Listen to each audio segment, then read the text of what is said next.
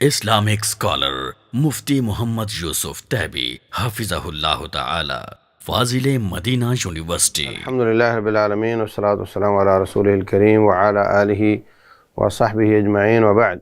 آج ہم چھٹا پارہ پڑھ رہے ہیں۔ اس کی پہلی آیت ہے لا يحب اللہ الجہر بالسوء من القول الا من ظلم۔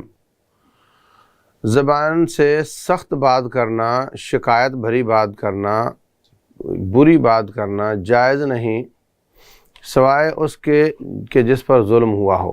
مظلوم پر جتنا ظلم ہوا ہے اتنی وہ بات کر سکتا ہے، لیکن اگر وہ صبر کرے تو اس کے لیے زیادہ اچھا ہے۔ اس کی عملی شکل یہ بنی کہ رسول اللہ صلی اللہ علیہ وسلم تشریف فرما ہیں اور یہودی آئے ملنے کے لیے۔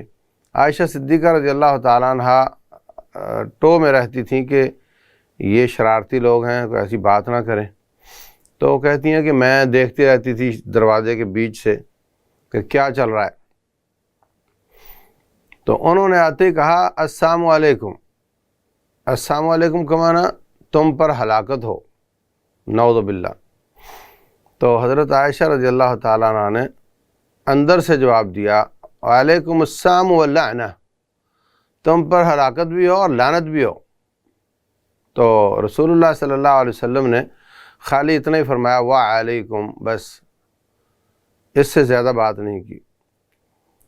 وہ چلے گئے، آپ گھر تشریف لائے تو فرمایا عائشہ جب انہوں نے مجھ پہ ہلاکت کی بات کی تھی تو میں نے کہہ دیا تھا تم پر ہو، تو میری دعا ان کے خلاف قبول ہوگی، ان کی میرے خلاف قبول نہیں ہوگی، تو کافی تھا۔ اب آپ نے جو اضافی طور پہ لعنت کہا ہے، یہ اس کا کیا جواز ہے؟ تو اسلام اس قدر تول کر بولنے کا حکم دیتا ہے کہ اگر اس نے سام کہا ہے تو سام کا جواب سام ہے، لعنت نہیں ہے۔ تو یہی بات اس آیت میں ہے کہ جتنا قدر کسی پہ زیادتی ہوئی ہو، ایک نے دوسرے کو تھپڑ مار دیا، دوسرے نے اس کو برا لفظ بول دیا، لیکن اب وہ بولتا ہی چلا جائے۔ ہمارے ہاں جب لڑائی ہوتی ہے تو ہماری گالیاں تو کسی ترازو میں آنے والی ہوتی نہیں۔ شدید قسم کی بدکاری کے الزام، ماں کے ساتھ بدکاری، بہن کے ساتھ بدکاری، جو ماں بہن کی گالیاں ہیں، ان میں ہر ایک پر اس کو مخاطب کو کہا جا رہا ہے کہ تو بہن کے ساتھ بدکار ہے، تو بہن پر بھی الزام ہے اور اس پر بھی الزام ہے۔ دونوں پر تہمت لگانے پر 80 کوڑے یعنی 160 کوڑے لگنے چاہیے ایک ایک گالی پر۔ اتنا شدید جرم ہے یہ، اور ہم تولتے نہیں جب بولتے ہیں۔ کسی نے ایک بات کر دی، اب جناب سٹارٹ ہو گیا، بلکہ ہم تو ہنستے ہنستے بھی گالیاں دے رہے ہوتے ہیں اور جناب مذاق سے بھی بدکاری کی تہمتیں لگا رہے ہوتے ہیں۔ اللہ ہمیں ہدایت دے۔ اس کے بعد اہل کتاب کی نافرمانیوں اور بغاوتوں کا کچھ تذکرہ ہے کہ حضرت کہنے لگے جناب آپ ایسی ہی تورات جیسی ہی کوئی کتاب نازل ہوتی دکھائیں ہمیں، اس طرح ہم نہیں مانتے کہ ایک ایک آیت آ رہی ہے جناب، اور آپ فرما دیتے ہیں یہ قرآن ہے۔ اس طرح نہیں کوئی چھپی چھپائی کتاب آسمان سے اترنی چاہیے۔ اور پھر وہ ان کو نصیحت کی گئی ہے کہ آپ اس طرح کے مطالبے نہ کرو، اور وہ ہفتے والے دن زیادتی کرتے تھے، مطلب یہ کہ ہفتے والے دن ان کو کاروبار سے منع کیا گیا تھا اور وہ ہفتے والے دن بھی کاروبار کرتے تھے، تو ان کو کہا کہ اس طرح نہ کرو۔ اور اس میں ہمارے لیے نصیحت یہ ہے کہ ہم جمعے والے دن کاروبار کرتے ہیں اور جمعے سے لیٹ ہو جاتے ہیں۔ فرمایا اذا نودی للصلاۃ من یوم الجمعہ فاسعوا الی ذکر اللہ، جب جمعے والے دن اذان ہو جائے، جس کو دوسری اذان کہتے ہیں، پھر آپ کا گھر بیٹھنے، دکان پر بیٹھنے کا کوئی جواز نہیں، دوڑتے ہوئے آ جاؤ مسجد کی طرف، لپکتے ہوئے آ جاؤ۔ وذروا البیع، کاروبار چھوڑ دو۔ اب جو شخص نہیں پہنچتا خطبے کے شروع میں وہ گناہ گار ہے، وہ گناہ گار ہے۔ تو بنی اسرائیل کے لوگ جو ہفتے والے دن کاروبار کرتے تھے، ان کو اللہ تعالیٰ نے بندر بنا دیا تھا۔ یہ تو ہمارے نبی علیہ السلام کی دعا ہے کہ اعلیٰ میری امت پر اس طرح کے عذاب نازل نہ کرنا، ورنہ جمعے والے دن دوران جمعہ کاروبار کرنے والوں کا حق یہ ہے کہ ان کو بندر بنا دیا جائے۔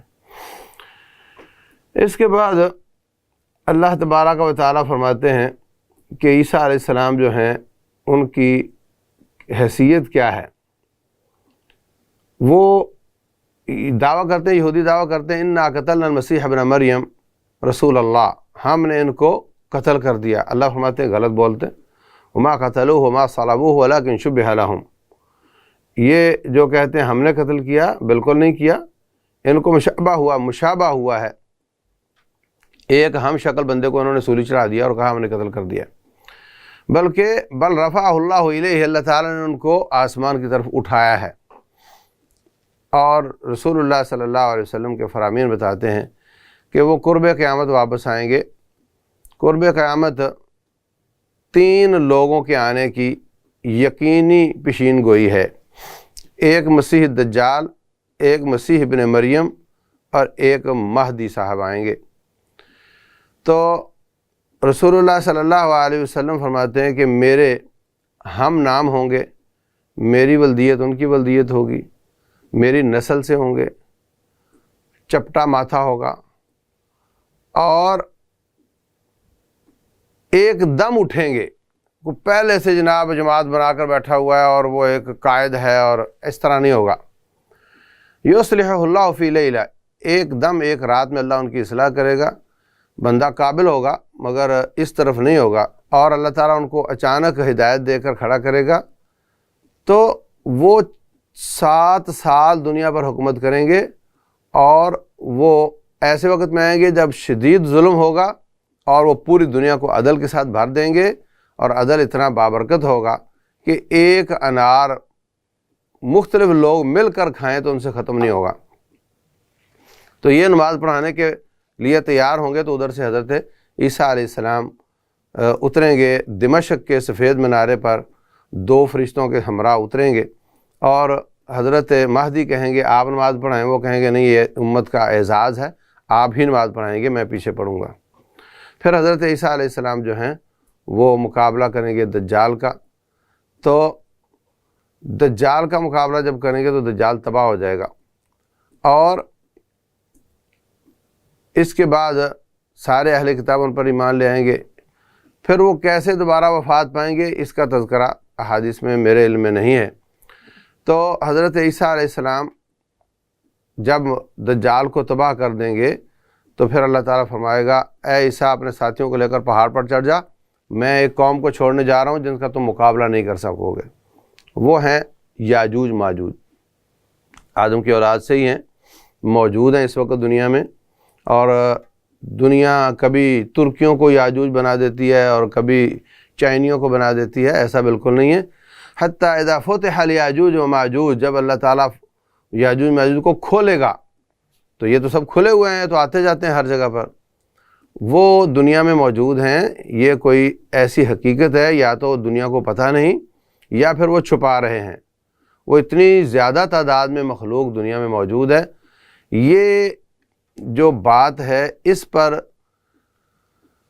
بعض لوگوں کا خیال یہ ہے کہ زمین اتنی نہیں جتنی بتائی جا رہی ہے، یہ جو کتب شمالی جنوبی بتائے جا رہے ہیں کہ اینڈ ہے، یہ اینڈ نہیں ہے۔ ان کا خیال ہے کہ زمین گول بھی نہیں ہے، مطلب گیند کی طرح نہیں ہے، گول تو ہوگی، اور زمین اتنی ہی بڑی ہے جتنا بڑا آسمان ہے، اور جتنی آپ نے دیکھی ہے اس کے علاوہ 7-6 زمینیں اور ہیں اور برابر میں ہیں، اور ان میں وہ لوگ موجود ہیں، اور ان کا یا تو کافروں کو پتہ ہے یا وہ بتا نہیں رہے، یا پھر یہ کہ ان کو ابھی تک پتہ نہیں ہے کہ ساری دنیا غافل تھی، امریکہ کا کسی کو پتہ نہیں تھا، تب جا کر امریکہ اتنا بڑا علاقہ بولے یہ ایجاد ہوا ہے۔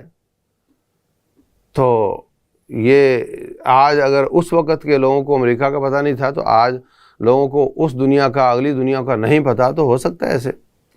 تو بہر صورت یہ دونوں موقف موجود ہیں۔ بعض کہتے ہیں کہ زمین گیند کی شکل نہیں ہے، چپٹی ہے، اور جتنی بتائی جا رہی اتنی نہیں ہے، اس سے بڑی ہے، اور آسمان جتنی بڑی ہے اس میں کچھ دلائل بھی ہیں، میں ابھی تک نتیجے تک نہیں پہنچا ہوں۔ بعض لوگ کہتے ہیں کہ یہاں وہ جو رسول اللہ صلی اللہ علیہ وسلم فرماتے ہیں آسمان پر بھی ایک کعبہ ہے، اور وہ اس کا طواف فرشتے کرتے ہیں، اور وہ بالکل آسمان کے بیچ میں ہے جیسے ہمارا کعبہ زمین کے بیچ میں ہے، اور اذ لو وقعت علیہ لو تقع علیہا، اگر وہ گرے تو سیدھا آ کر کعبۃ اللہ پر گرے گا۔ تو یہ شکل تو بتاتی ہے کہ یہ گھومنے والا تصور غلط ہے۔ تو بہر صورت میں یہ کہنا چاہ رہا ہوں کہ یاجوج ماجوج موجود ہے، وہ چھوٹیں گے اور وہ ساری زمین پر پھر جائیں گے اور کسی کو نہیں چھوڑیں گے۔ پھر اچانک ایک بیماری اٹھے گی ان کی گردنوں پر اور اس سے وہ ایسے مریں گے جیسے بٹن بند کرنے سے بلب بند ہو جاتے ہیں۔ اس کے بعد پھر وہ مریں گے، ناشیں پڑی ہوں گی۔ حضرت عیسیٰ علیہ السلام کہیں گے یا اللہ یہ ہم کیا کریں، یہاں تو پاؤں رکھنے کی جگہ نہیں ہے۔ تو اللہ پرندے بھیجے گا جو ان کو اٹھا کر کہیں پھینک دیں گے۔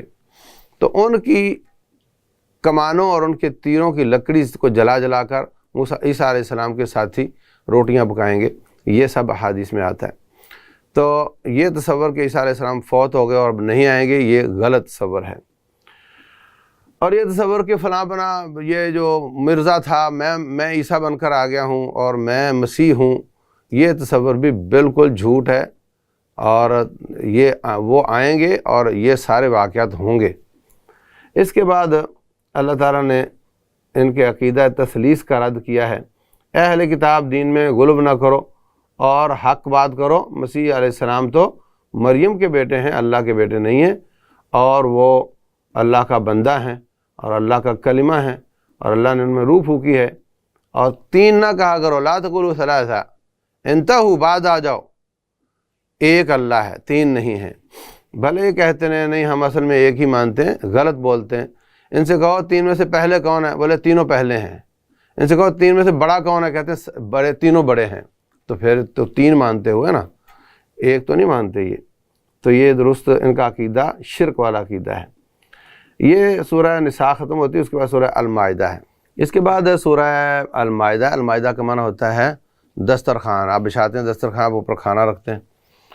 تو یہودیوں نے حضرت موسیٰ علیہ السلام سے مطالبہ کیا تھا کہ آپ ایک آسمان سے، جنت سے دسترخوان اترتا نظر آئے، اس میں طرح طرح کے کھانے ہوں، تو پھر ہم آپ کو مانتے ہیں۔ تو اس وجہ سے اس کا نام مائدہ ہے۔ شروع میں اللہ تعالیٰ نے وعدے کی پاسداری، معاہدے کی پاسداری، اس صورت میں زیادہ ہیں ہی معاشرتی مسائل۔ سورہ نساء میں زیادہ آئلی مسائل تھے، اور اس میں معاشرتی معاملات ہیں، عدالتی اور فوجداری احکام اس میں زیادہ بیان ہوئے۔ تو شروع میں فرمایا اوفوا بالعقود، جو کسی سے عقد کیا ہے، معاہدہ کیا ہے، اس کو پورا کیا کرو، مکرا نہ کرو اور غداری نہ کیا کرو۔ اور ایک بہت عظیم قاعدہ بیان کیا، وتعاونوا علی البر والتقوی ولا تعاونوا علی الاثم والعدوان، نیکی اور تقوی کے کاموں میں تعاون کرو، گناہ اور زیادتی کے کاموں میں تعاون نہ کرو۔ یہ قانون ہے۔ مثلا ایک آدمی لیپ ٹاپ ٹھیک کر رہا ہے، کچھ لوگ تو دین پڑھنے کے لیے لیپ ٹاپ استعمال کرتے ہیں، کچھ لوگ اس میں گند دیکھنے کے لیے کرتے ہیں، اور وہ کر رہا ہے، اس کو کیا پتہ اسے نہیں جا کر کیا کرنا ہے۔ تو وہ دونوں طرح کے کام ہیں، اس کا یہ کام جائز ہو جائے گا۔ لیکن اگر اس کو پتہ چل جائے کہ یہ آدمی اسپیشل یہ آیا ہی غلط کاموں کے لیے، استعمال ہی غلط کاموں کے لیے کرتا ہے، تو اس کا وہ اگر ٹھیک کرے گا تو وہ تعاون علی الاثم والعدوان، زیادتی کاموں میں تعاون کر رہا ہوگا۔ آپ کی بس چلتی ہے، اس پہ لوگ بیٹھتے ہیں، کوئی چوری کرنے جا رہا بیٹھ جاتا ہے، کوئی والدہ کو ملنے جا رہا بیٹھ جاتا ہے، کوئی درس دینے جا رہا بیٹھ جاتا ہے، تو آپ کا وہ کام جائز ہے۔ لیکن اگر آپ سے اسپیشل کہا جائے کہ یہ گاڑی اسپیشل فلاں غلط کام کے لیے جا رہی ہے اور وہاں پر ہمیں اسپیشل کروانی ہے، تو پھر وہ آپ کا تعاون غلط کام پر ہو جائے گا، پھر جائز نہیں رہے گا۔ تو تمام کاموں کو اسی پر قیاس کر لیں۔ اس کے بعد آیت نمبر 74 سے 85 تک جانوروں کے حلال حرام ہونے کے بارے میں، کون کون سے جانور حرام ہیں اور کون کون سے حلال ہیں، اور یہ کہ شکار کیسے حلال ہوتا ہے۔ یاد رکھو، ایک ہوتا ہے کہ آپ نے جانور ذبح کیا، گلا کاٹا، سارا خون نکل گیا، خون حرام ہے، بہتا ہوا خون حرام ہے، حرام خون نکل گیا، اب آپ نے وہ جانور استعمال کر لینا ہے، کھا لینا ہے۔ بسم اللہ پڑھی اور ذبح کر دیا۔ دوسری شکل یہ ہے کہ آپ نے تیر مارا، اس کی ٹانگ میں لگا، اس کے کہیں لگ گیا، تو خون پورا نہیں نکلے گا۔ ظاہر سی بات ہے کہ جتنا رگ کٹنے سے نکلتا ہے اتنا ٹانگ سے تو نہیں نکلے گا، تو اس لیے خون پورا نہیں نکلا تو شرط ہے کہ بسم اللہ ضروری ہے۔ اگر ذبح کرتے وقت کوئی بھول گیا ہے، بعد میں بھی پڑھ لیتا ہے، تو اس کا جانور حلال ہے۔ لیکن اگر شکار کرتے وقت بسم اللہ بھول گیا تو اس کا جانور حرام ہے، جائز نہیں ہے۔ اسی طرح اگر آپ نے تیر مارا ہرن کو اور ایک اور کا تیر بھی لگا ہوا تھا، بعد میں مری پائی گئی، تو اب آپ کے لیے حلال نہیں، اس لیے کہ ہو سکتا ہے وہ اس کے تیر سے مری ہو اور اس نے بسم اللہ نہ پڑھی ہو، اور آپ نے پڑھی ہے اور ہو سکتا ہے آپ کے تیر سے وہ نہ مری ہو۔ اس طرح آپ نے جانور کو تیر مارا، وہ پانی میں گر گیا، تو اب وہ بھی جائز نہیں، اس لیے کہ ہو سکتا ہے وہ پانی کی وجہ سے مرا ہو، آپ کے تیر کی وجہ سے نہ مرا ہو۔ تو جس جانور کے روح نکلنے کے ایک سے زیادہ اسباب جمع ہو جائیں اور ان پہ ایک سبب آپ کا ہو جس میں آپ نے تکبیر پڑھی تھی، تو وہ جائز نہیں۔ اگر آپ کے تیر سے ہی مرا ہے اور بسم اللہ بھی آپ نے پڑھی تھی تو پھر وہ اگر مر گیا ہے تو حلال ہے، اور اگر وہ زندہ پایا گیا تو فوراً اس کو ذبح کرنا لازم ہے۔ تو یہ احکام اس کے ہیں۔ کتے کے ذریعے شکار کرنا بھی یہاں ذکر ہوا ہے کہ کتا اگر تعلیم اس کو دی گئی ہے شکار کی تو پھر وہ شکار حلال ہے اور بسم اللہ بھی پڑھی ہو، لیکن اگر آپ کے کتے کے ساتھ کوئی اور کتے شامل ہو گئے جو شکاری نہیں تھے تو بھی وہ جائز نہیں ہے۔ اسی طرح اگر آپ کے کتے نے اس میں سے کچھ کھا لیا ہے، اس کا مطلب یہ شکاری نہیں رہا، اس کی تعلیم کے خلاف ہے کہ وہ خود کھائے، تو وہ بھی حلال نہیں ہے۔ اگر وہ سالم پورے کا پورا لا کر آپ کو دے دیتا ہے تو پھر وہ حلال ہے، اگرچہ اس میں اس کے دانت لگے ہوں، اگرچہ وہ زخمی ہو چکا ہو۔ اسی طرح اہل کتاب کے ساتھ ان کا کھانا، اہل کتاب اس زمانے میں یہ شراب اور خنزیر بالکل نہیں کھاتے تھے، لیکن بعد میں کھانے لگ گئے، تو اہل کتاب کا کھانا اگر وہ حرام خور ہوں تو نہیں کھانا چاہیے، اگر وہ حلال خور ہیں تو ان کا ذبیحہ جائز ہے، ان کا ذبیحہ جائز ہے، کیونکہ وہ اللہ پر ایمان لاتے ہیں، آخرت پر ایمان لاتے ہیں۔ اسی طرح ان کی عورتوں سے شادی بھی جائز ہے، ان کی عورتوں سے شادی جائز ہے، لیکن نمبر 1 آپ کے ایمان کو خطرہ نہ ہو، نمبر 2 آپ کے بچوں کے ایمان کو خطرہ نہ ہو، نمبر 3 آپ اس سے دلی محبت نہ کریں، بیوی والی محبت کریں، ایمان والی نہ کریں۔ تو یہ باریکیاں جو سمجھ سکتا ہے وہ شادی کر لے، لیکن روٹین میں چونکہ عام آدمی ایسا نہیں کر سکتا اور ہم نے برباد ہوتے دیکھے ہیں، وہ آتی ہے ان سے بچے لینے کے لیے، وہ بچے لے کر چلی جاتی ہے اور پھر وہ اس کے قابو نہیں آتی اور بچے آپ کے عیسائی بنا دیتی ہے، تو اس لیے ایسا رسک نہیں لینا چاہیے۔ اس کے بعد اللہ تبارک و تعالیٰ نے وضو اور تیمم کے احکام بیان کیے ہیں۔ یہ آیت نمبر 20 سے 26 جہاد اور بنی اسرائیل کے احکام بیان ہوئے ہیں، لیکن میں دوبارہ بتا دیتا ہوں، اگر آپ کا پر غسل واجب ہے یا آپ پر وضو واجب ہے اور پانی استعمال کرنے کے آپ لائق نہیں ہیں تو بسم اللہ پڑھ کر مٹی پر ہاتھ ماریں، منہ پر پھر الٹا ہاتھ سیدھے کی پشت پر، سیدھا الٹے کی پشت پر، جو آپ کا تیمم ہو گیا۔ اب آپ کا غسل واجب تھا یا وضو واجب تھا، آپ نماز پڑھ سکتے ہیں، لیکن یہ مجبوری پر ہے، اگر پانی مل گیا اور آپ استعمال کے لائق ہو گئے تو پھر آپ کا تیمم باقی نہیں رہے گا۔ اس دوران جو نمازیں آپ نے پڑھی ہیں وہ جائز ہیں، لیکن جب پانی آ گیا اس کے بعد کوئی نماز تیمم کے ساتھ جائز نہیں۔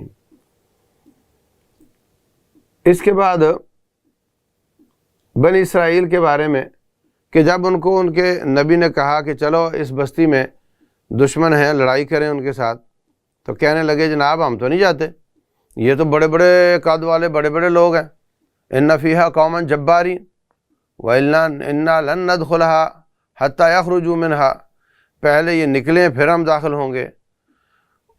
نبی کہنے لگے بعد آ جاؤ، اللہ کا حکم مانو، جاؤ، آپ جاؤ گے اللہ آپ کی مدد کرے گا۔ کہنے لگے نا جناب، اذهب انت وربك فقاتلا انا هاهنا قاعدون، جاؤ جا کر کے آپ اور آپ کا رب لڑائی کرو، ہم یہاں بیٹھے تماشائی دیکھتے ہیں، جب علاقہ کلیئر ہو جائے گا تو بتا دینا، پھر ہم چلے جائیں گے۔ تو یہ توہین ہے انبیاء کی، ان کا شیوا توہین تو چھوٹی بات ہے، یہ تو انبیاء کو قتل کرتے رہے ہیں۔ خود رسول اللہ صلی اللہ علیہ وسلم کو ان ظالموں نے شہید کیا ہے، ان کی دی ہوئی زہر کے اثر سے وہ دنیا سے گئے ہیں۔ جب بدر کا واقعہ ہوا تو رسول اللہ صلی اللہ علیہ وسلم نے فرمایا ساتھیوں کیا کرنا چاہیے، ہم تو چھوٹے قافلے کے لیے آئے تھے، اب تو وہ 1000 لے کر آ رہے ہیں، کیا کرنا چاہیے؟ تو انصاری کہنے لگے ہم آپ کے دائیں بائیں آگے پیچھے لڑیں گے، اور ہم وہ نہیں ہیں جو کہتے تھے کہ اے نبی، اے موسیٰ اور آپ تیرا رب جا کر لڑائی کریں اور ہم بعد میں آئیں گے، ہم وہ نہیں ہیں، ہم آپ کا ساتھ دیں گے۔ تو یہ فرق ہے ان دونوں امتوں میں۔ اب ہمیں فکر کرنی چاہیے کہ ہم یہودیوں والا جواب دے رہے ہیں یا اپنے صحابہ اکرام والا جواب دے رہے ہیں۔ اس کے بعد حابیل اور قابیل کا قصہ ہے۔ آدم علیہ السلام کے 2 بیٹے تھے، دونوں نے قربانی پیش کی۔ قربانی کو آسمان سے آگ آ کر کھا جاتی تھی، پتہ چل جاتا کہ یہ قبول ہوئی نہیں ہوئی۔ تو قابیل کی قربانی کو قبول نہیں کیا گیا، حابیل کی قبول ہو گئی۔ کہنے لگا یہ تو میری بے عزتی ہو گئی، اور میری بے عزتی کا گواہ تو ایک ہی ہے، اور تجھے میں قتل کر دوں گا تاکہ کوئی گواہ باقی نہ رہے۔ وہ کہنے لگا ٹھیک ہے قتل کر دو، تو میں آگے سے تمہیں کچھ نہیں کہوں گا، دفاع نہیں کروں گا، مقابلہ تیرا نہیں کروں گا، لیکن ایک بات یاد رکھو، انما یتقبل اللہ من المتقین، اللہ اس کی قربانی یا عبادت قبول کرتا ہے جس کی قربانی تقوی لے کر آتی ہے۔ تو اگر یہی قانون آج ہوتا تو شاید بڑی بڑی لڑائیاں ہوتی، ہر عید پر بکروں کی جگہ بندے ذبح ہوتے۔ ایک جوڑ 2 بھائی ہیں، ان کے بیچ میں ایک قربانی قبول ہونے پر 50% تو مارے گئے نا، 2 تھے تو ایک مارا گیا، 50% ہو گئے۔ تو اب جو بکرے کے گلے میں ہار ڈال کر گھماتے ہیں اور تصویر دیتے ہیں جا کر اخبار میں کہ میں اتنے لاکھ کا لے کر آیا ہوں، اب ان کی ریاکاری کی وجہ سے اگر قبول نہ ہو تو وہ تو پھر بندے ہی ماریں گے اور کیا کریں گے۔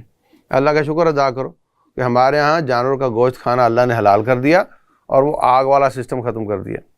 بلکہ فرمایا لن ینال اللہ لحومها ولا دماؤها ولکن ینالہ التقوی منکم، اللہ کے پاس نہ تو خون جاتا ہے، نہ بوٹیاں ہڈیاں، اور نہ ان کی، بلکہ اس کے پاس تو دل کی کیفیت جاتی ہے، دل کی تصویر جاتی ہے، جس کے دل میں تقوی ہے قبول ہو جاتا ہے، ورنہ نہیں۔ تو تقوی چونکہ نظر نہیں آتا اس لیے ہم قتل نہیں ہو رہے، وہ نظر آ جاتا تھا، تو یہ بھی اللہ تعالیٰ کا فضل ہے ہمارے اوپر۔ قتل ہو گیا تو اس کو سمجھ نہیں آ رہی ہے اس کی لاش کا کیا کروں، تو اللہ نے کوا بھیجا، اس نے ایک کوے کو قتل کیا، اس کو مٹی میں دبایا، تو اس کو سمجھ آئی کہ مرنے والے کو دبانا چاہیے۔ یہ پہلی موت تھی اور پہلا قتل تھا۔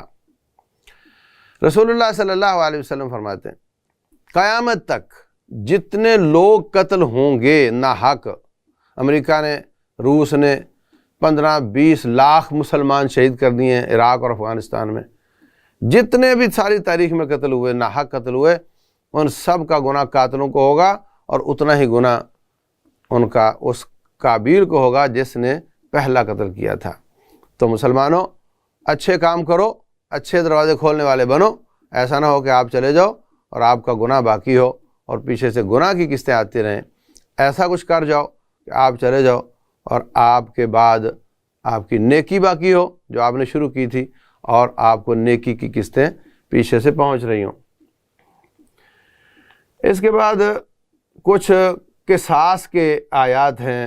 من اجل ذلک کتبنا علی بنی اسرائیل انہ من قتل نفسا بغیر نفس او فساد فی الارض فکأنما قتل الناس جمیعا، جس نے ایک بندے کو قتل کیا گویا ساری کائنات کو قتل کیا، جس نے ایک بندے کی زندگی بچائی گویا ساری کائنات کی زندگی اس نے بچائی۔ اور پھر جو دہشت گرد ہیں اور جو نقض امن کرتے ہیں، جو امن عامہ خراب کرتے ہیں، ان کے بارے میں فرمایا کہ ان کی ایک طرف کی ٹانگ ایک طرف کی بازو کاٹ دو، یا ان کو ٹکڑے ٹکڑے کر دو، یا ان کو علاقہ بدر کر دو۔ تو یہ ان کی سزا، اسی طرح چور کی سزا بیان ہوئی ہے۔ تو یہ سب اللہ تعالیٰ نے اس صورت میں بیان ہوئے ہیں کہ ان کا ہاتھ کاٹ دو۔ عیسائیوں کے عقائد آخر میں بیان ہوئے ہیں، اور یہاں پر ایک 3 آیات بیان ہوئی ہیں۔ من لم يحكم بما انزل اللہ فاولئک هم الفاسقون فاولئک هم الظالمون فاولئک هم الکافرون، جو اللہ تبارک و تعالیٰ کے حکم کے مطابق حکمران فیصلہ نہیں کرتا وہ یا ظالم ہے یا فاسق ہے یا کافر ہے۔ جتنے بھی دہشت گردی کرنے والے لوگ ہیں جو حکمرانوں کو اور مسلمانوں کو کافر قرار دیتے ہیں، وہ یہ آخری والی پڑھیں گے، کافرون والی 50 نمبر آیت۔ اور جو پچھلی آیتیں ہیں کہ وہ یا تو فاسق ہوگا، مثلا ایک حکمران قرآن و سنت کے مطابق فیصلہ نہیں کر رہا مگر وہ کہتا ہے میں مجبور ہوں بھائی، میں اکیلا ہوں، میرے ساتھ دنیا میں کوئی نہیں، تو وہ فاسق ہو سکتا ہے، یا بالکل ہی فاسق نہ ہو، مجبور ہے تو اللہ معاف کرے گا اس کو۔ اگر وہ لالچ کی وجہ سے، دنیا کے لالچ کی وجہ سے کر رہا ہے تو ظالم ہوگا یا فاسق ہوگا۔ اور اگر وہ عقیدہ رکھتا ہے کہ اسلام پر عمل کرنا جائز نہیں ہے تو پھر وہ کافر ہوگا، لیکن وہ صرف ایک آیت پڑھیں گے کہ وہ کافر ہیں اور پکڑو اور مارو۔ پچھلے 20 سال ہم نے یہی سفر کیا ہے پورے ملک میں کہ اس طرح کے لوگ وہ آتے ہیں اور جناب مسلمانوں کو کافر قرار دے کر مسجدوں، مدرسوں، پولیس اسٹیشن ہر جگہ پہ دھماکے کر کے مسلمانوں کو قتل کرتے ہیں کہ یہ سب کافر ہیں۔ اللہ ہمیں ایسی سوچ سے محفوظ رکھے۔ آخر میں عیسائیوں کے عقائد بیان ہوئے ہیں، آیت نمبر 87 اور 82 اور 72 اور 73 میں اللہ تعالیٰ فرماتے ہیں یہود و نصارہ کہتے ہیں ہم اللہ کے بیٹے اور اس کے پیارے ہیں۔ تو ان سے پوچھو پھر اللہ تمہیں سزائیں کیوں دیتا ہے، تمہیں بندر کیوں بنایا اللہ تعالیٰ نے؟ یہ نظریہ غلط ہے۔ وہ لوگ انہوں نے کفر کیا جنہوں نے کہا کہ عیسیٰ ہی رب ہے، لقد کفر الذین قالوا ان اللہ هو المسیح ابن مریم، تو جو ان کو خدا مانتے ہیں ان کا رد کیا اللہ تعالیٰ نے، اور پھر لا تقولوا ثلاثہ جو 3 مانتے ہیں ان کا بھی رد کیا اللہ تعالیٰ نے، اور جو شخص اللہ کے ساتھ شرک کرتا ہے اللہ تعالیٰ اس پہ جنت حرام کر دیتا ہے، ان کو دھمکی بھی دی ہے۔ لقد کفر الذین قالوا ان اللہ ثالث ثلاثہ، ان لوگوں نے بھی کفر کیا جو کہتا ہے اللہ 3 میں سے ایک ہے، ان کا بھی رد کیا اللہ تعالیٰ نے۔ انما اللہ الہ واحد وما من الہ الا اللہ، الہ صرف ایک ہے، اور اگر تم اپنے اس عقیدے سے باز نہ آئے تو تمہیں بہت دردناک عذاب ملے گا۔ تو ان آخری آیات میں اللہ تعالیٰ نے عیسائیوں کے عقائد کا رد کیا ہے۔ تو ملے جلے یہودیوں کا رد، عیسائیوں کا رد، اور کچھ فوجداری احکام اور کچھ آئلی تو پچھلے اس میں تھے، تو اس میں زیادہ معاشرتی اور عدالتی اور باہمی بیع شرع اور حلال حرام کے مسائل بیان ہوئے ہیں۔ اللہ تبارک و تعالی سمجھنے اور عمل کرنے کی توفیق دے۔